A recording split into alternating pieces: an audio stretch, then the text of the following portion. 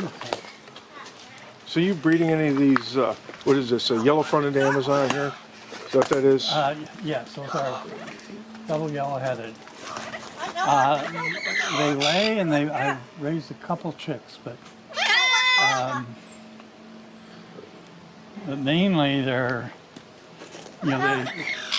they sing "Oh What a Beautiful Morning," and they talk, and they were really basically given to me. And they cause a commotion for people who hike and bike, Now these guys here, those are eclectus. See it? Yeah, what race of eclectus? This Bosmeri? is Bosmeri. And the trouble with Bosmeri, he looks horrible, but They love to pluck feathers. she lays constantly. And she's on eggs now. She lays 4 times a year. And these have all been crossed with red-sided. Uh-huh.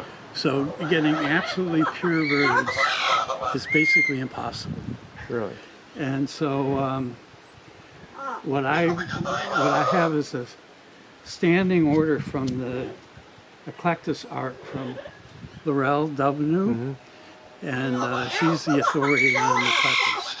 She wrote the book describing the different species. And so she takes all the babies these can raise, because they're really not common at all. They're almost all hybrids. Yep. And she tells me they were hybridized before they even got to the United States. They were hybridized. They first went Well, from...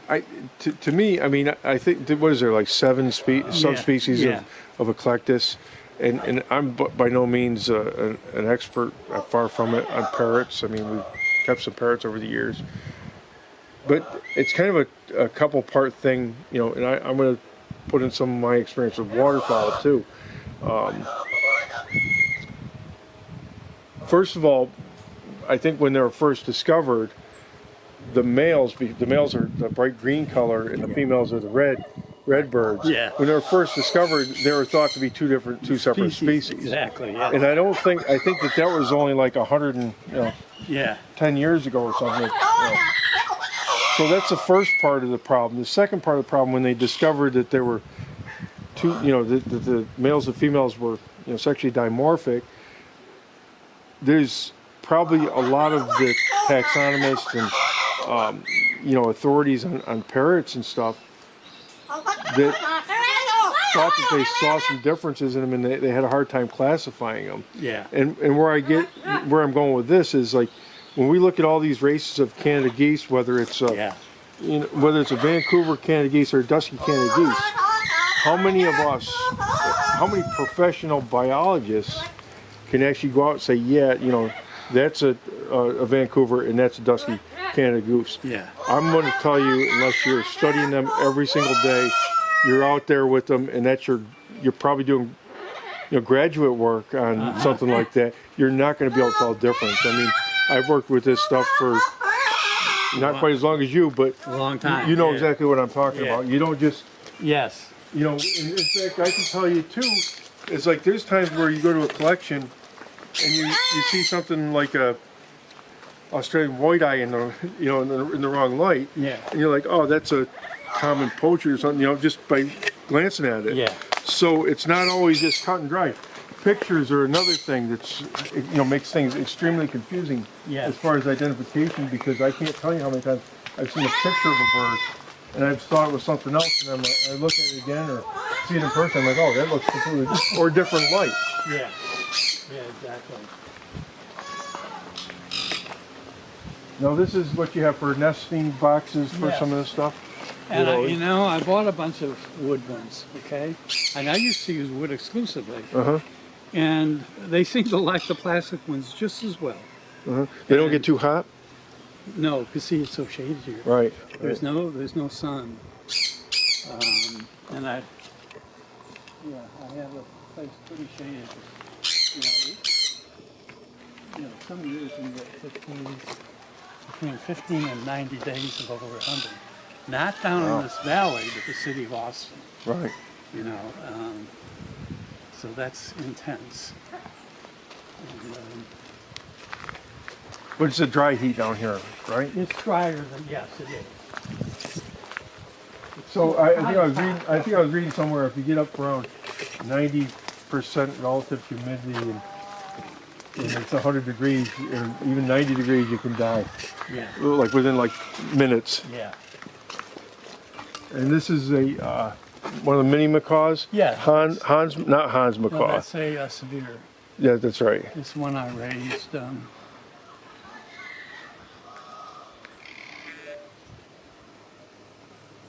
It's a little girl.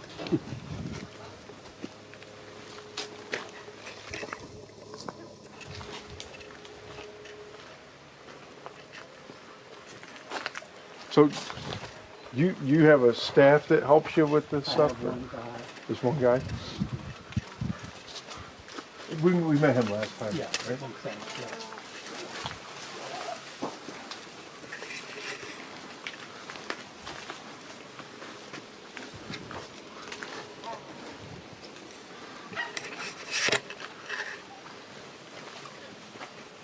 He did some scarlet and about 5 years old are males. That's a nice aviary for parrots here. Yeah, and there's a baby eclectus male, and there's a female in here, it's younger. She's shyer, she's probably on top of the cage. Can you see her in there? You see all the plants here died. So all Those these parrots do well with the cold weather. Have you ever had frozen toes or anything on them? Yeah, I lost some conure, I lost a severe in that cage, I lost another severe, and I had heat lamps on them. Wow. And still lost them, so cold. You could see the wind kept going through it too. It was just unrelenting. These guys, no. They go into The nest boxes, yeah. and even from the dome, and they don't seem to freeze.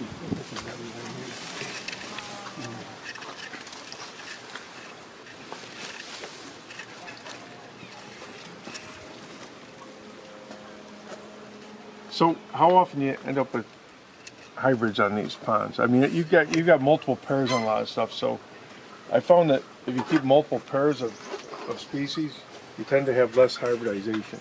Really? Because when you have like say like even we keep American black ducks in the same aviary as we do Indian spot bills. Our aviary's relatively small, 50 by 75 or something like that.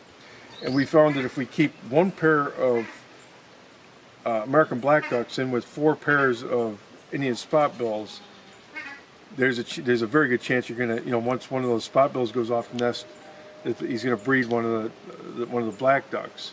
But we found that if we increase even up to 2 pairs of black ducks or 3 pairs of black ducks, it doesn't have to be an even ratio. You have a couple of pairs, multiple pairs in the pen, and it reduces the chance of hybridization. I didn't know that. So the reason I keep multiple species is I find it's more likely they're going to nest if they get that interspecies competition than just having an isolated pair. So we actually go kind of a separate tactic with a lot of ours. We keep multiple. I mean, one of the big reasons you keep multiple numbers of each species is so you have a spare tire in case that's true happens. But, absolutely. But, yeah, exactly. But we actually have gone in the opposite direction. We've in North Carolina we've put together smaller aviaries, and we only run for the most part single pairs of So that way you don't have competition. Yeah, that's the way to go. There's no question about it. It's just. I mean, I think that ideally, what would be really nice in my mind is to have a big pond where you could throw all the birds during non-breeding season, put them all out there. That way they can interact and choose mates and stuff like that. Because even though a lot of all these birds are going to choose a new mate the following year, or may choose a new mate, and it would just because ducks are social animals. Right. But by the same token, we found that if you have less disruptions, you don't have ruined nests or fighting and bickering and stuff like that. And that goes for the tree ducks as well. We actually found that, every year, every keeper has different methods and stuff, but they're not that much different, for successful breeders. In your case, you have a lot of room here where the bird, pond, even if you have less actual physical room as far as around the pond, you have a lot of ponds where they can move around and really get away from stuff. So if you put 3 or 4 pairs of tree ducks in a 50 by 50 pen with one pond in it, we found that you get too much bickering with them. I believe that. we actually don't. We try not to even. It's weird because even we were talking about the Cuban tree ducks a little while ago. We can keep them in the same pen for years and years. With pen mates, you take them out for the season, you put them back together, and they end up. We've had Cubans kill other Cubans, even though they've been with them for years. Yeah. And so we try to limit. We actually try to limit moving tree ducks around and putting them in with other tree ducks now, simply just because they're unpredictable. Especially, again, if we had bigger, something spread out like this, you'd be more successful with it. But for what we do, we can't manage it like that. Yeah. Ruddy ducks, how you doing with ruddy ducks? Well, the only ruddy duck I have now is the U.S. one.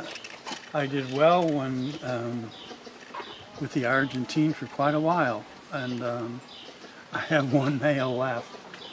I haven't bought any for years, and he has he's gotten so old that his turn white. Yeah. Yeah. Well, it's almost completely white. It's not completely white, but it's almost completely white. But you know that it's an Argentine because his courtship. Right. Yeah. Courtship is completely different. But other than that, you would never know. What did I just see out there? You got some freckle ducks out there. Yes, I have freckle ducks. South Georgia pintail. I have never done.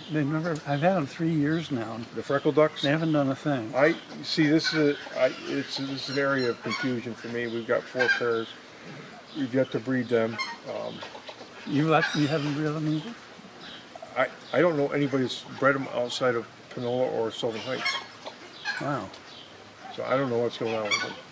And I see we started off with a pair, then we went to 2 pairs, then we jumped up to 4 pairs thinking we can get some competition going, and nothing. They come into breeding condition, and you'd be like, oh yeah, they're definitely going to breed, and then all of a sudden, the brakes are put on, and that's the end of it. Yeah. I only have 1 pair, but that describes what's happened for me too.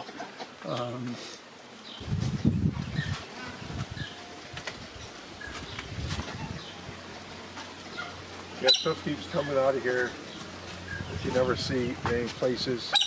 I just saw southern poacher in here coming through. I've raised, those are prolific. Do you have a bunch of them still? No, I don't, because I sold them all. Because that's a bird, we breed them every year. And I don't know many people that have actually bred them. Those rusty cocks. Yeah. Is that a pair there? Or is that this one? No, it's just one. You raised any of them? No, I've never raised them. Never raised any. That's a nice looking bird. Looks really nice. Then this one here. Oh, that's a hawkhead. Yep. They're that's really awesome. a rare bird. So you don't have a mate for that? Or? No, what happened is I hate bands. Yep. And one got the band caught on the, and that was it.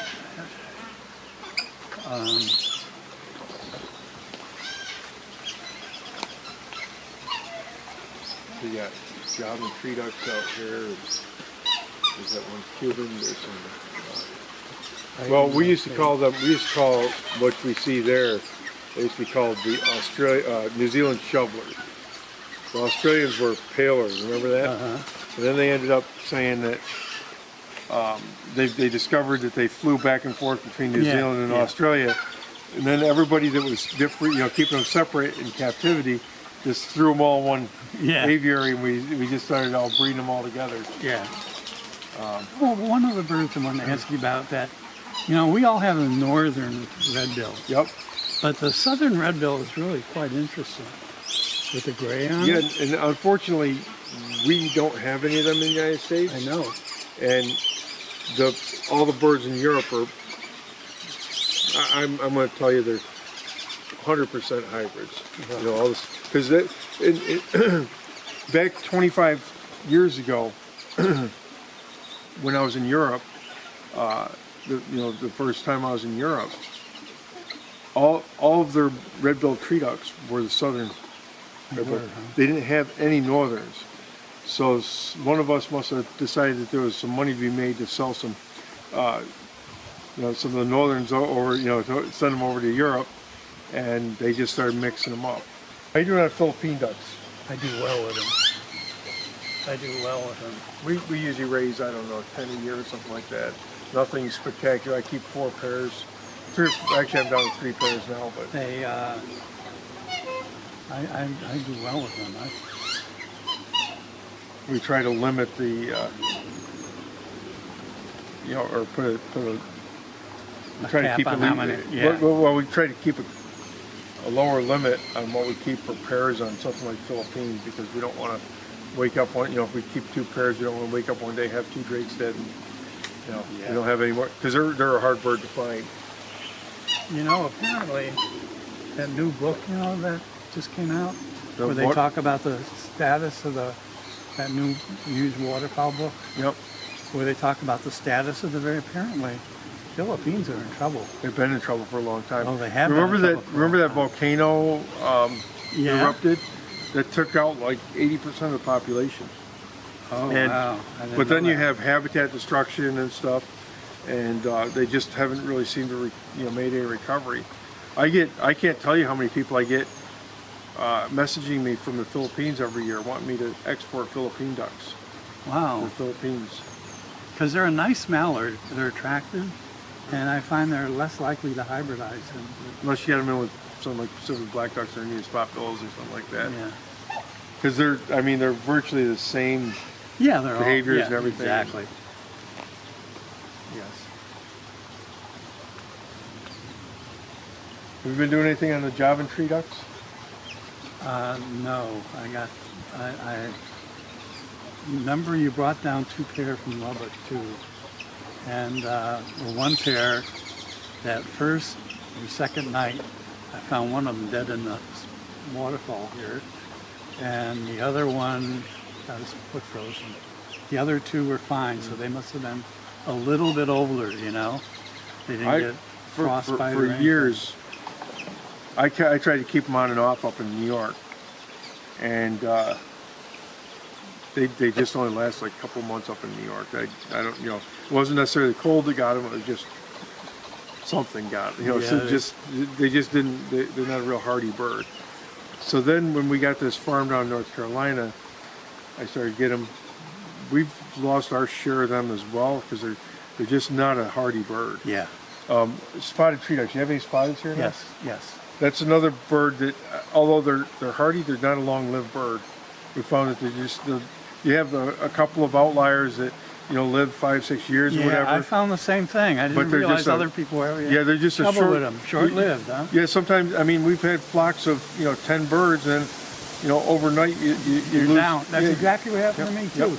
And I thought this would be a perfect place because it's warm and this is the thing too is with us we figure, well, geez, most birds we can do 3 or 4 pairs, but stuff like spotted tree ducks, we're rethinking that. We think we might have to have like 10 or 15 pairs. Yeah. Because it really is like overnight you're like, oh man, what happened? I know. I've had that. I know exactly. And I really like them. Yeah, they're awesome. I'm surprised that their spotted don't cause more issues down here because they're actually a pretty aggressive bird. The who? The spotted tree ducks. They're a pretty aggressive bird. Mm-hmm. Of course, I've had problems with wanderings as well. The tree duck that I find most aggressive of all, and even more than Cubans, I had Cubans on my ears, are red bills. They can be very aggressive. They're nasty. We actually tried to put them in an aviary with other birds, a mixed aviary a couple of years ago. And you wouldn't have to have any spare red bills, do you? Yes. Red bill tree ducks? Yeah. Yeah, I do. Oh, awesome. I do have red bills. Yeah. Darn red bills. They lay, and I try. If they hatch their babies out here, forget it. You're not going to catch them, and the babies, every single one of them will live. You know, they protect them really well. And if they discover in my duck house that they're red bills, they will whistle to them and get the darn things out. So I got 6 or 7 of them that fly that I don't even want, you know. So do you get wild red-billed tree ducks in here? Or I've never had a wild red bill. It must be just a tad bit too so, far north. So your breeding season on stuff, just what would be a rundown of like what lays when? Your tree ducks, they start in what, April or so? Yeah. And then go off until October, November? Some of them do, yes. When I used to keep fulvuses, they would nest quite late. And you don't have any fulvus here? I don't know. And the reason I stopped keeping them is they would dump nest in other rarer birds' nests and ruin my clutches. And we found that they're like, not only are they the most prolific tree duck, they are one of the most prolific ducks that we Really? keep. Yeah. I mean, they're just and I, maybe not, you know, I don't know about it. I got to kind of back up because we keep whiteface and we hatch out. We didn't do that great this year on whiteface. It was like 40 or 50 we raised. There always seemed to be a demand for those. And then like last year we raised 130 whiteface tree ducks. Yeah, we always sell them. But when I say 130, we probably had 250 eggs, or I don't even know. On the other hand, if you have a pair of fulvous tree ducks, she lays 9 eggs this clutch, 9 eggs next. You hatch out almost 100% every time, and you raise the chicks 100% every time. Yeah. It's not like these. You have any? You do have Itons here somewhere. The Itons, you hatch out 5 chicks, and you may raise Yeah, you may raise 1, or you may raise nothing. Yeah. They're a bird. It's amazing because I see a lot of newcomers get into it. They get a pair of Itons, they'll raise like 20 birds. I'm like, yeah, that's good. But see if you can. It doesn't maintain over the course of a couple of years. Yeah. You know, it always fizzles out. Yes, exactly. So the black swans, they start laying this time of year, Yes. or do you tend to get them from September? No, they should. This is just to turn 3, 2.5. So they peak down. Their breeding season is shorter. Here. Yeah.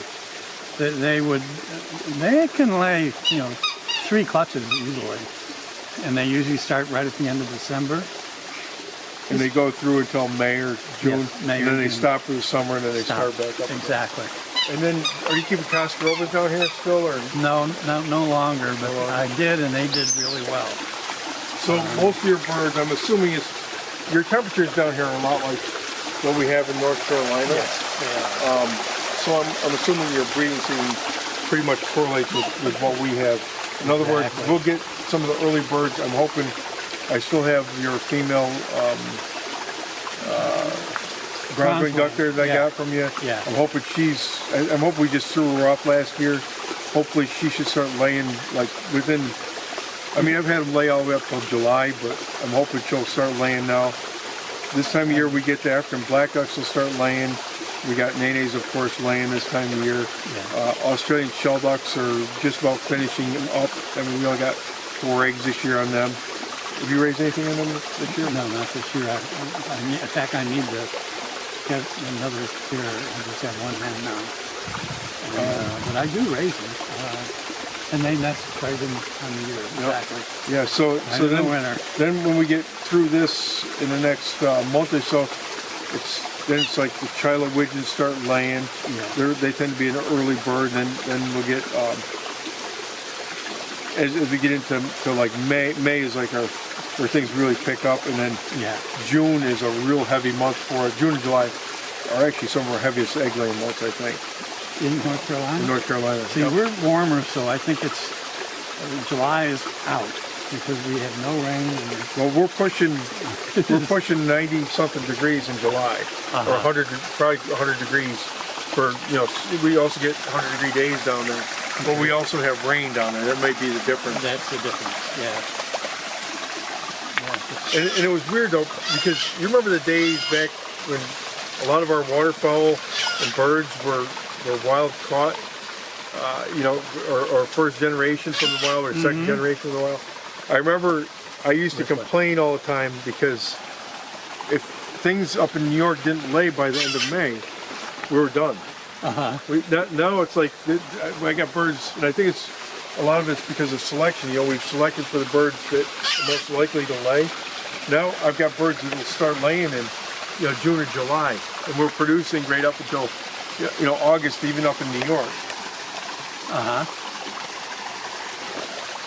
So what kind of pumps do you have? Is this just pond just circulating off of that? Yes. This waterfall's here? Yes. It's just pulling off of that. So you got a pump in here, pump in this? Yes. And then this comes from Brushy Creek down there, right? Right. You pump, what do you got, like a big, like 1 horsepower pump you need on this? Or? Yes. It's actually 2 ones. 2 1 horsepower? How many gallons a minute you pull up? I used to know that. I don't know that any longer.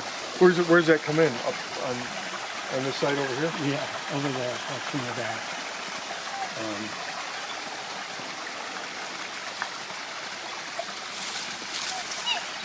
And of course, it was cold enough to deal with the trees. So do you have raccoons ever get in here? Yes. And how do you deal with the raccoons? I use Havahart traps. Havahart traps? And I use marshmallows and sardines. And keep them set all summer long? No, I don't.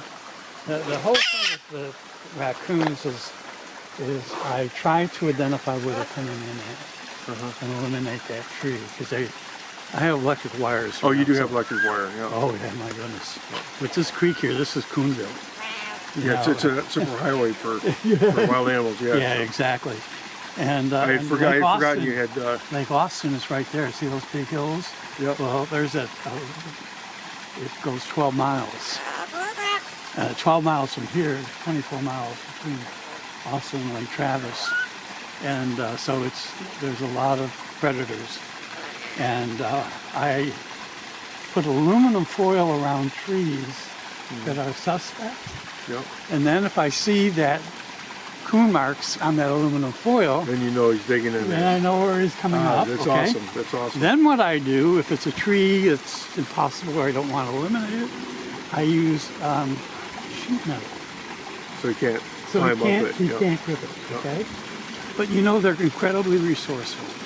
Yeah, they get ladders and ropes and they throw them figure up over. they're always testing the system, you know? Yeah.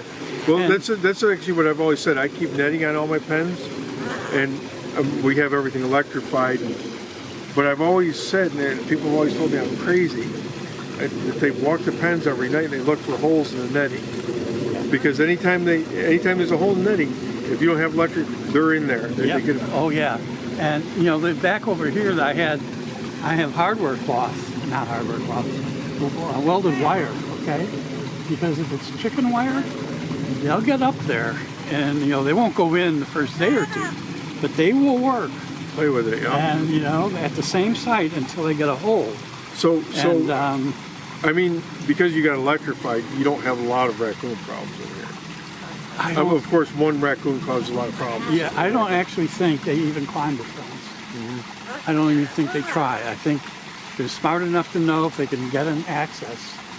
Jumping. So they're just looking for something. They're looking for another. But I mean, as far as like on any given season, it varies all over. But I'm pretty, you know, raccoons leave a mess when they kill. You know, so you know it. Yep. And it's not a common thing. Is I guess my point for the most part. for the most part, no. Yeah. I guess what I'm getting at is I'm a big proponent of electric fence. Oh, I am too. And I think that electric fence, you know, we may not always be able to solve all the problems, but electric fence will solve a good number of the problems. Do you have mink in the stream down here? No, we do not have mink. Oh, you're lucky. Just west enough that mink don't live here. Oh, you're so lucky. I know, because That's the luckiest my thing. first collection was in northern Indiana, and I got to learn what a mink was real quick. Oh, yeah, I forget that you had that experience. I know how bad they are. That's, I mean, really, and that along with the electric fence, we found that you either got to take tarp or tin around the bottom, so it closes off. You can't have holes around the bottom. Right, they need to be secure. I know. And the thing is, and this is a point of kind of frustration for me, is I tell people if you got mink, make sure that you secure the bottom because you can keep 99% of them out. Yeah. If you secure the top of the fence and run electric fence. Right. And you don't have too many problems with hawks or owls or something? I have a lighting, Wintertime owls or? I have a lighting system, and horned owls. You know, they can be a problem, but I don't have them that often. We have barred owls that live here, and they're always in the creek.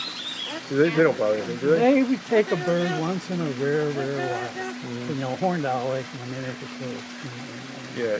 Because usually it's like in February and March or so when they're migrating. When they're migrating or they're nesting. They nest this time of year. Yes, I know.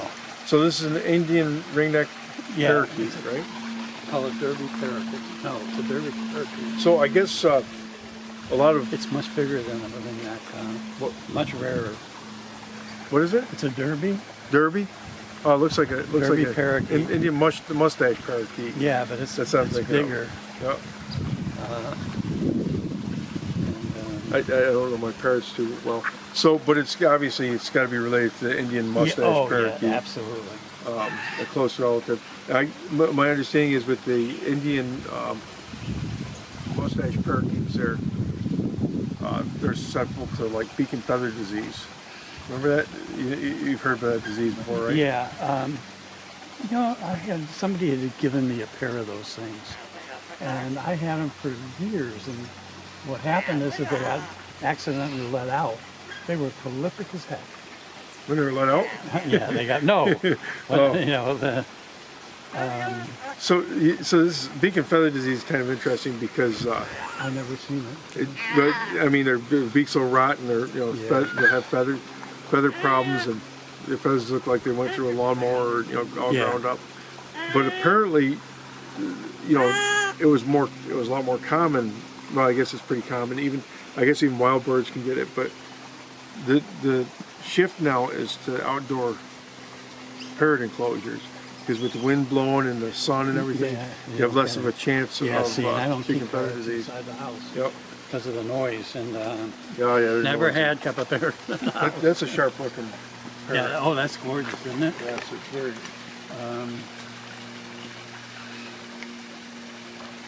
This part of the yard didn't get as badly devastated. Yeah, there's a lot of vegetation in here. That's what it used to look like. So what is this like called? This biome that we're in? Is this like shrub or something like that? Like a arid shrub land, or what is it? Well, it's got live oak. It's got cedar elm. Those are sycamores, the white ones. It's got cypress. This is an American elm. I mean, when we're coming down in this valley, it looks like just shrubs all over the place. Yeah. That's mainly live oak, and it's actually a juniper. They call it cedar. But so they just don't get very tall. So right. So all these berries and stuff. That's a plant they call nandina. So the wild birds eat all this stuff? Yes, they do. Is there? They love it. I mean, I could just picture this, and we're of course in the winter down here. But I can just picture this having like a lot of wild birds in here eating all these seeds and everything. That creek is just full of wild birds. They just love that creek. What kind of like water birds do you have here? You have like spoonbills or anything like that down here? No. On Lake Austin, there's a big flocks and rafts of gadwall, lesser scalp, ruddy, buffalo heads, ringbills.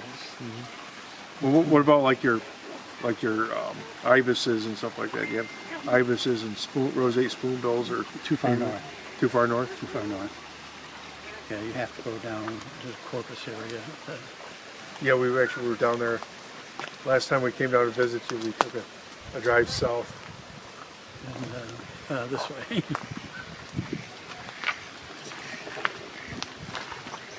So this tree, you formed the concrete around this tree when you did this, or was that tree just a little tiny tree when you? It was about that big. And it broke the pond and it survives the droughts, except it's breaking a lot with the windstorms. I don't know why. Yeah, It's an American elm. Those are. You have those, I'm sure. Yep. Yeah, most of them are dying though. Yeah, I know. They got Dutch elm disease. Yep. Yeah. Yeah. In fact, I don't think I've seen any that size in years. I think most of them up north have died off It was that bad. 20 years ago or so. Yeah, I remember that. I mean, I think the Dutch elm was brought in like in the 70s and 80s, Yeah. but I think that the tail end of it just really wiped them out.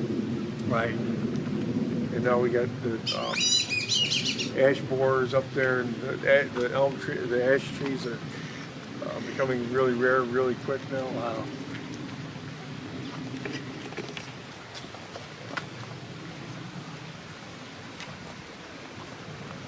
One thing that nested for me real well were the crown cranes. I raised 4 of those. East, I have the east only, but, and I used to have a pair of damosels, Yep. and the male, I found he just had died about a month or so ago.